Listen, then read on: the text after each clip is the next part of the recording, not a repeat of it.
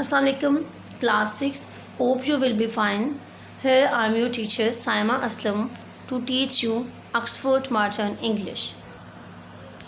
Students, we have started our first unit 1, Mother to Son, and we have completed in our previous lecture difficult words and reading and explanation of the poem. Now today we are going to start the question answers of the poem.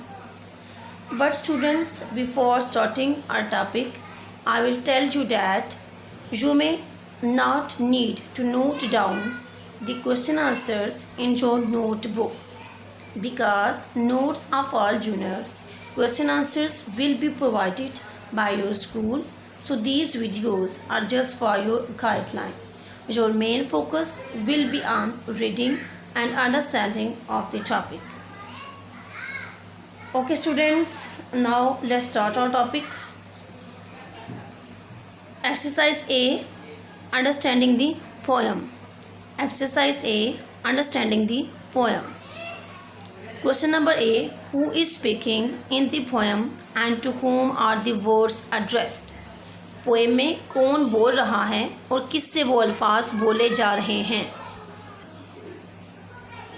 Answer, a mother is speaking in the poem and her words are addressed to her son. कि एक माँ poem में अपने बेटे से मुखातिब है या वो अपने बेटे से बात कर रही है.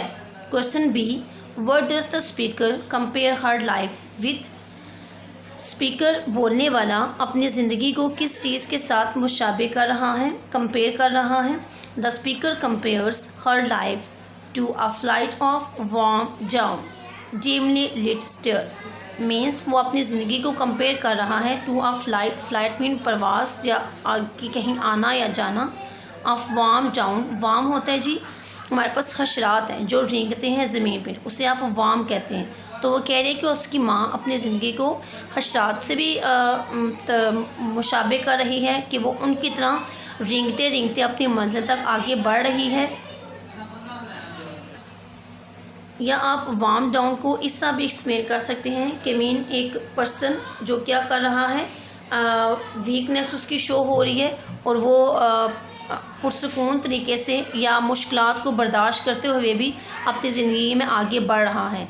डिमली लिट स्टेयर्स मीन्स कि जिन स्टेयर्स के थ्रू वो अपनी लाइफ को कंटिन्यूड किए हुए है वहाँ पे क्या है, डिमली लिट मीन वहाँ पे बहुत कम रोशनी का उसे सामना करना पड़ता है. ज़्यादा उसके रास्ते में तारीकियाँ हैं और उसे उन तारीकियों का सामना करना पड़ता है.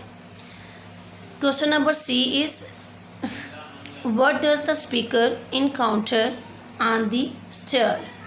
What does the speaker encounter on the stair? के stairs में सीढ़ियों पे उसे किन चीज़ों का सामना करना पड़ता है? The speaker encounters tags. Tags mean nails. Splinters mean sharp pieces of wood. Holes means holes. Bare boards mean cut pieces or sharp pieces of woods. And patches of darkness mean complete darkness on the stairs की mean उसे टूटे फूटे कील, लकड़ी के टूटे फूटे में छोटे छोटे टुकड़े या कील या मतलब कि बिल्कुल रेज़ा हुए लकड़ी के छोटे या बारीक टुकड़ों या उसके अलावा उसे अंधेरे का सामना करना पड़ता है अपने सफ़र को तय करते हुए. Question number D is, even though they have been obstacles in the way, what has the speaker done to continue her journey? वो कह रहे हैं कि वहाँ पे उसके रास्ते में obstacles हैं, मीन रुकावटें हैं. What has the speaker done to continue her journey? कि स्पीकर अपने सफ़र को जारी रखने के लिए क्या कर रहा है? Answer, she has kept climbing up. बेशक उसके रास्ते में बहुत सी रुकावटें हैं, मुश्किलात हैं, लेकिन फिर भी उसने अपना सफ़र आगे जारी रखा हुआ है, वो अपने सफ़र को रोक नहीं रही है. Question number E, which 3 PCs of advice does the speaker give the boy? कि जो स्पीकर हैं वो कौन सी 3 नसीहतें हैं जो लड़के को कर रहा है? Don't turn back. Don't turn back mean वापस नहीं मुड़ना. डोंट सिट डाउन, आपने बैठना नहीं है. एंड डोंट फॉल, और बी केयरफुल, आपने गिरना भी नहीं है। Are the 3 pieces of advice the speaker gives to the listener in the poem, कि स्पीकर ये 3 नसीहतें अपने सुनने वाले को कर रहा है। Which sentences are repeated in the poem, sentence कौन से ऐसे जुमले हैं जो पोएम में बार बार दोहराए गए हैं। The line life for me and been no crystal stair is repeated. First of all तो ये लाइन है कि जो पहले आपकी मतलब कि स्टार्ट में आती है, जिसमें वो बताती है कि ज़िंदगी मेरे लिए बिल्कुल भी साफ़ शफाफ सीढ़ी की तरह नहीं है। ये लाइन भी एंड पे जाके दोबारा रिपीट हो रही है, जिससे हमें ये पता चलता है कि उसके लिए ज़िंदगी मुश्किलात से भरी हुई है। The speaker also repeats the message that she hasn't given up with the similar lines, कि वो अपना जो मैसेज है वो भी 2 डिफरेंट तरीक़ों से वो या 2 मुख्तलिफ लाइन्स के थ्रू वो शो कर रही है। जो पोएम का उसका मेन मैसेज है वो ये है जी, आई स्पीन अ क्लाइंबिंग, कि मैं चढ़ती रही हूँ,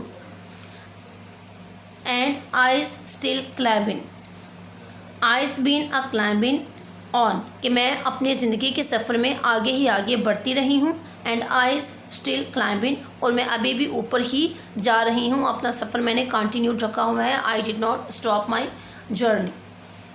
question number G and it's last question, which line is the shortest, why do you think the poet made this line so short, कि सबसे शॉर्टेस्ट लाइन कौन सी है और आपके ख्याल में पोइट ने इस लाइन को सबसे ज़्यादा शॉर्टेस्ट क्यों किया है। अच्छा जी, ये लाइन जो कि सबसे ज़्यादा शॉर्टेस्ट है वो ये है जी, the one word line bare is shortest, कि वन वर्ड लाइन जो हमारे पास आ रही है वो बेयर है। आपको मैंने बताया था स्टार्ट में कि ये जो हमारी पोएम है ये 20 लाइन्स पे कंसिस्ट करती है, मुश्तमिल करती है। इसमें पोइट ने फ्री वर्ड्स के तौर पे लिखा है, इसमें कोई भी राइमिंग स्कीम उसने इस्तेमाल नहीं की हुई। तो बेयर हमारे पास एक कंप्लीट लाइन है जो कि ख़ुद में इस पोएम का सेंस भी आपको थोड़ा बहुत बता रही है और आपको जो स्पीकर है उसकी हार्डशिप्स के बारे में भी बता रही है। बेयर का मतलब ये होता है कि आप मतलब कि अनक्लॉथ होना या अनकवर होना।